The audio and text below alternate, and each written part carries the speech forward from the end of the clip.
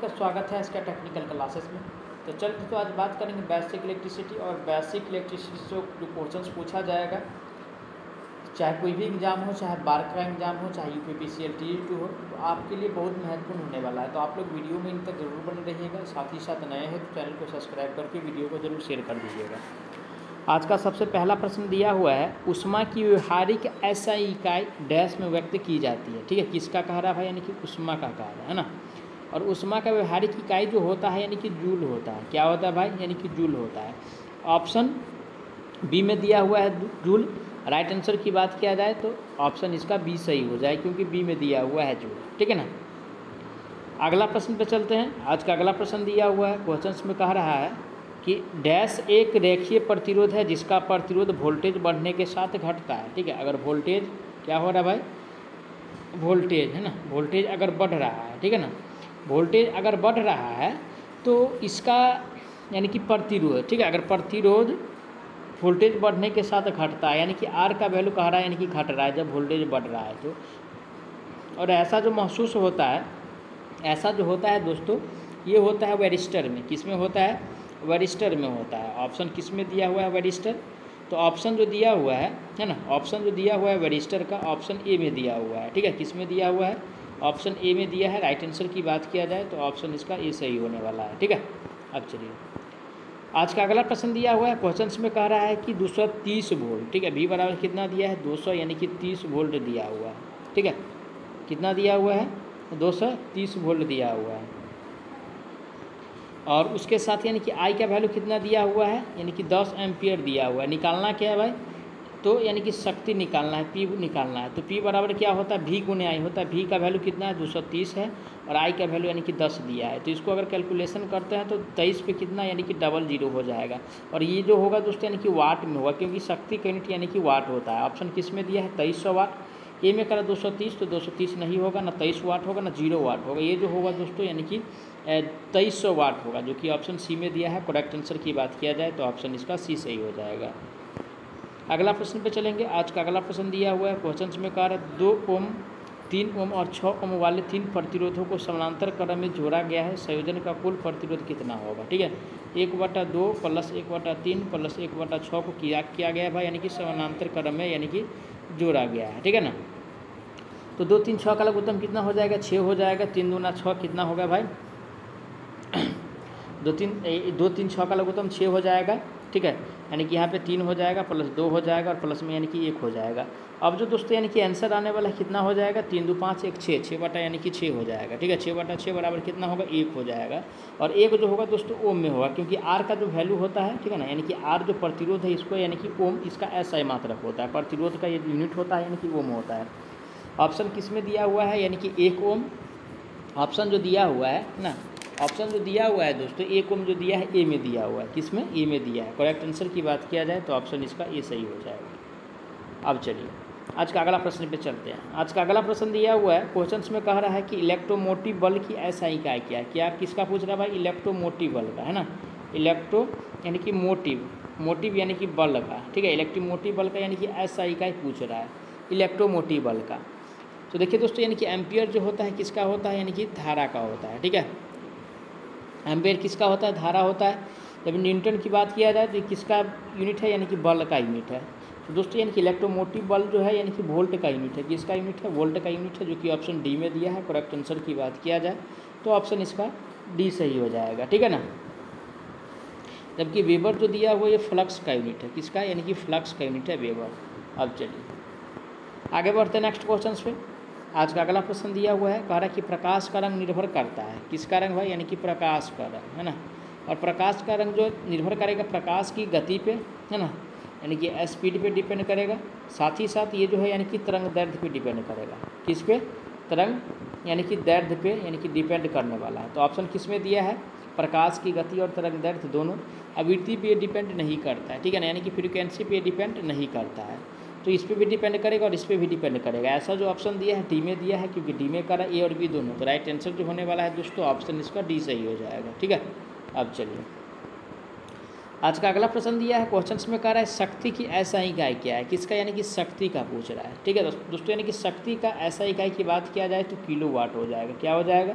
Kilowatt हो जाएगा। Option किस में दिया है? ए में कह रहा है कुलम, तो कुलम दोस्तों किसका यूनिट है, यानी कि चार्ज का यूनिट है। जूल किसका यूनिट है? तो जूल किसका यूनिट है भाई? तो जूल जो है यानी कि उष्मा का यूनिट है। ठीक है ना, उष्मा का व्यवहारिक इकाई है जूल। तो राइट आंसर जो होगा दोस्तों किलोवाट, ऑप्शन बी में दिया है। करेक्ट आंसर की बात किया जाए तो ऑप्शन इसका भी सही होने वाला है, क्योंकि इसमें पूछ रहा है शक्ति की ऐसा इकाई क्या होता है। अब चलिए आज का अगला प्रश्न पे चलते हैं। आज का अगला प्रश्न दिया हुआ है, क्वेश्चन में कह रहा है एक श्रृंखला लैंप परिपथ में प्रत्येक बल्ब 2 वोल्ट का है। ठीक है, यानी कि V बराबर 2 के लिए निर्धारित है। ठीक है ना, 2 वोल्ट की निर्धारित है। 110 वोल्ट AC लाइन पर चलने के लिए श्रृंखला में बल्बों की संख्या क्या हो जाएगा? ठीक है ना, बल्बों की संख्या ज्ञात करना है। तो देखिए दोस्तों, यानी कि बल्बों की संख्या बराबर हो जाएगा, कितना दिया? 110 वोल्ट, और बट्टा में यानी कि प्रति कितना का है, यानी कि 2 का है। तो इसको आधा करेंगे तो 55 वोल्ट हो जाएगा। 55 दूना 110 होता है। ए में कह रहा है 50, तो 50 नहीं होगा क्योंकि कैलकुलेशन के बाद 55 आया। न सी में दिया है 60, 60 भी नहीं होगा, न 70 होगा। ये जो होगा दोस्तों 55 होता है, जो कि ऑप्शन डी में दिया है। करेक्ट आंसर की बात किया जाए तो ऑप्शन इसका डी सही होने वाला है। अगला प्रश्न पे चलते हैं।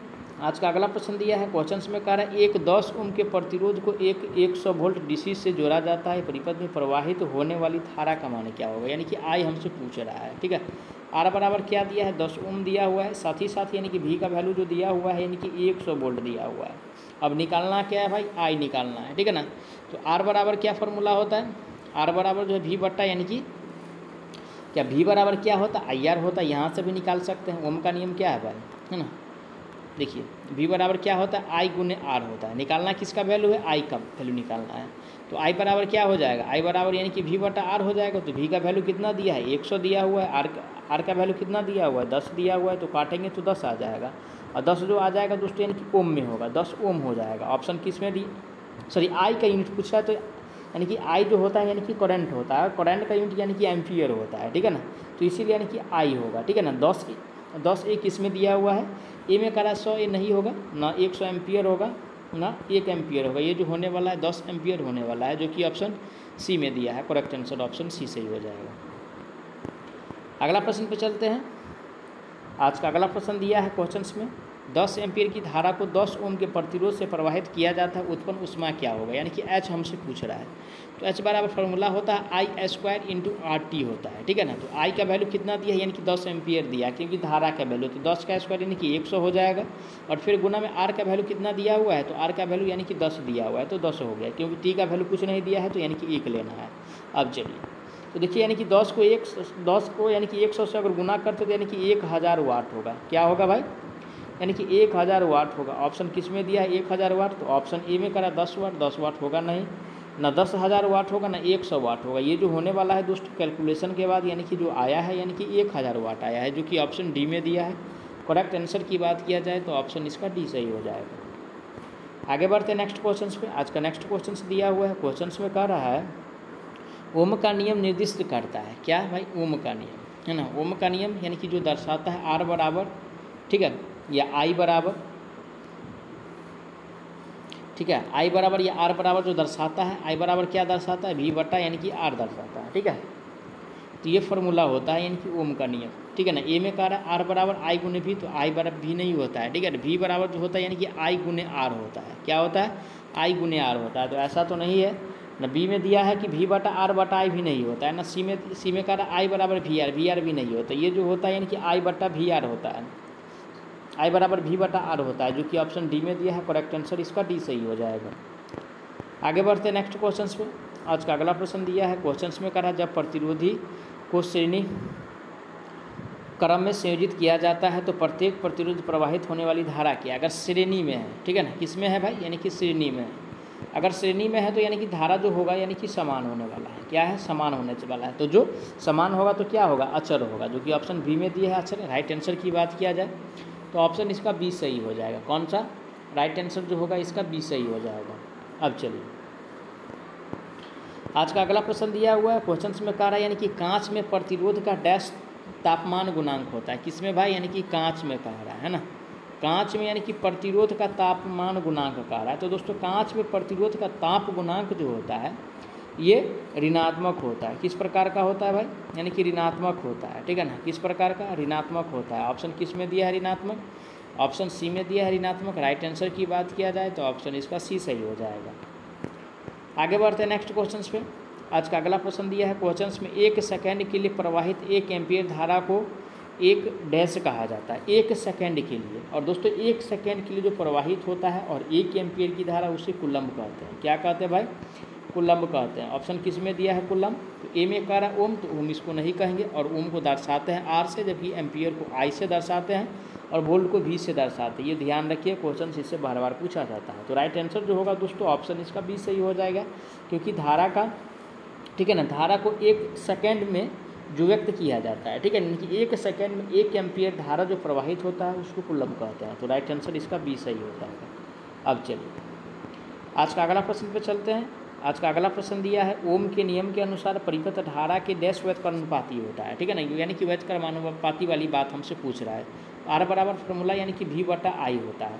तो व्युत्क्रमानुपाती जो है किसका है भाई, यानी कि धारा जो है किसका व्युत्क्रमानुपाती है, तो प्रतिरोध का है, क्योंकि आर को प्रतिरोध कहते हैं, ठीक है। अगर प्रतिरोध का वैल्यू बढ़ेगा तो करंट क्या होगा, घट जाएगा। अगर करंट बढ़ेगा तो प्रतिरोध का वैल्यू यानी कि घट जाएगा। तो एक दूसरे को यानी कि अपोजिट होता है, ठीक है। ये बढ़ेगा तो वो कमेगा, वो कमेगा तो ये बढ़ने वाला है। तो प्रतिरोध जो होता है यानी कि व्युत्क्रमानुपाती होता है, जबकि वोल्टेज की बात किया जाए तो ये समानुपाती होता है। क्या है, यानी कि समानुपाती होता है। अगर वोल्टेज की बात पूछता तो समानुपाती होता, जबकि यहाँ पे प्रतिरोध का बात पूछ रहा है तो ये व्युत्क्रमानुपाती यहाँ पे है, ठीक है। अब चलिए आज का अगला प्रश्न दिया है क्वेश्चन में, कह रहा है ताप उपकरण विद्युत धारा के डैश प्रभाव पर काम करता है, यानी कि ताप उपकरण। अब देखिए दोस्तों, जब ये ताप है तो यानी कि क्वेश्चन से ही स्पष्ट हो रहा है, जब ताप है तो दोस्तों यानी कि उसमें उष्मा होगा, तो उष्मीय, ठीक है ना, ये जो है यानी कि उष्मीय प्रभाव पे यानी कि प्रचलित है, जो उष्मीय प्रभाव पे यानी कि वर्क करता है या आधारित है। तो राइट आंसर जो होगा उष्मीय प्रभाव ऑप्शन सी में दिया है। करेक्ट आंसर जो होगा ऑप्शन इसका सी सही हो जाएगा। बी में कह रहा है चुंबकीय प्रभाव पे डिपेंडेंट नहीं है, रासायनिक प्रभाव पे डिपेंडेंट है। रासायनिक प्रभाव की बात किया जाए यानी कि सेल एंड बैटरी में ये प्रभाव देखने को मिलता है, ठीक है। अब चलिए आज का अगला प्रश्न पे चलते हैं। आज का अगला प्रश्न है, एक रंग कोटित कार्बन प्रतिरोध में पहला बैंड लाल, ठीक है, क्या है, पहला बैंड यानी कि लाल है, उसके साथ दूसरा बैंड लाल है, तीसरा बैंड नीला है और चौथा बैंड सुनहरा है। इंगित करता है प्रतिरोध निर्देश विनिर्देश ज्ञात कीजिए, है ना, विनिर्देश ज्ञात करना है। तो देखिए दोस्तों इसका फॉर्मूला होता है, जो ट्रिक होता है आप लोग ध्यान रखिएगा, BROY ग्रेट वेरी यानी कि गुड वाइट होता है, ठीक है, गुड वाइट होता है। तो यानी कि यहाँ से 0 से स्टार्ट करना है, 9 पे लाके यानी कि ख़त्म करना है, ठीक है, क्योंकि 10 संख्या होता है। और देखिए दोस्तों यानी कि अगर सुनहरा कह रहा है, क्या कह रहा है भाई, यानी कि सुनहरा कह रहा है। और जब सुनहरा कह रहा है तो सुनहरा का मतलब क्या होता है, ±5%, यानी कि सुनहरा का मतलब यानी कि सोना, है ना, सोना। तो 16 में यानी सोना में जो टॉलरेंस होता है ±5% होता है, जबकि चांदी में यानी कि ± जो होता है 10% होता है। तो इससे भी आंसर यानी कि निकाल सकते हैं, ठीक है ना। तो यानी कि ब्लैक ब्राउन रेड कितना स्थान पे आता है, 3 पे आता है, तो यहाँ क्या हो जाएगा, 2 हो जाएगा, क्योंकि यानी कि 0 से स्टार्ट होता है। उसके बाद क्या है, फिर रेड है तो फिर एक और यानी कि 2 हो जाएगा, ठीक है। उसके बाद क्या कह रहा है भाई, उसके बाद कह रहा है तीसरा बैंड नीला है, और नीला जो आता है दोस्तों 6ठा स्थान पे आता है। किस पे आता है, 6ठा स्थान पे, तो 5वां स्थान पे आएगा तो 5 को 0 हो जाएगा, ठीक है। यानी कि 22 पे कितना 0, 1 2 3 4 5 को 0 होने वाला है। ऑप्शन ए में दिया है यानी कि 22 पे 5 को 0 और ± यानी कि 5% टॉलरेंस के साथ भी दिया है। तो राइट आंसर जो होगा दोस्तों ऑप्शन इसका ये सही हो जाएगा, ठीक है ना। बी में दिया है 10% वाला, तो आप रुपये ही गलत हो जाए, क्योंकि टॉलरेंस जो है यानी कि सोना का 5% होता है। अब चलिए अगला प्रश्न आज का दिया हुआ है, क्वेश्चन में कह रहा है कि किसी वृत्तीय छिद्र को परिष्कृत करने के लिए किस उपकरण का उपयोग किया जाता है, यानी कि वृत्तीय का, है ना, वृत्ताकार का, ठीक है। वृत्ताकार छिद्र को परिष्कृत करने के लिए दोस्तों अर्धगोलाकार रेती का उपयोग करते हैं, यानी कि हाफ राउंड फाइल का प्रयोग करते हैं। किसका, हाफ राउंड यानी कि फाइल का प्रयोग करते हैं। ऑप्शन किस में दिया, हाफ राउंड फाइल, तो ऑप्शन यानी कि सी में दिया है। करेक्ट आंसर की बात किया जाए तो ऑप्शन इसका सी सही होने वाला। आज का अगला प्रश्न दिया है, क्वेश्चन में कह रहा है कि निम्नलिखित प्रतीक क्या दर्शाता है। दोस्तों यानी कि ये जो दर्शाता है ना, ये जो फिगर दर्शाता है, इस साइड प्लस है और इस साइड यानी कि इस प्रकार का सिंबल है, और ये जो सिंबल दोस्तों दर्शाता है ध्रुवित संधारित है। किसका फिगर दर्शाता है, यानी कि ध्रुवित संधारित का दर्शाता है, जो कि ऑप्शन ए में दिया है। करेक्ट आंसर ऑप्शन इसका ए सही हो जाएगा। मैं आशा करता हूँ आप लोग सारा प्रश्न को अच्छा से समझे होंगे। अगर कोई भी प्रश्न में किसी प्रकार का डाउट रहता है तो आप लोग उसके लिए कमेंट कीजिएगा, आपको जवाब बहुत जल्द मिलेगा। साथ ही साथ नए हैं तो चैनल को सब्सक्राइब करके वीडियो को ज़रूर शेयर करें, सपोर्ट करें, ताकि इसी प्रकार का वीडियो आप लोगों तक जल्द से जल्द पहुँचे। तो चलिए मिलते हैं नेक्स्ट वीडियो में, तब तक के लिए जय हिंद।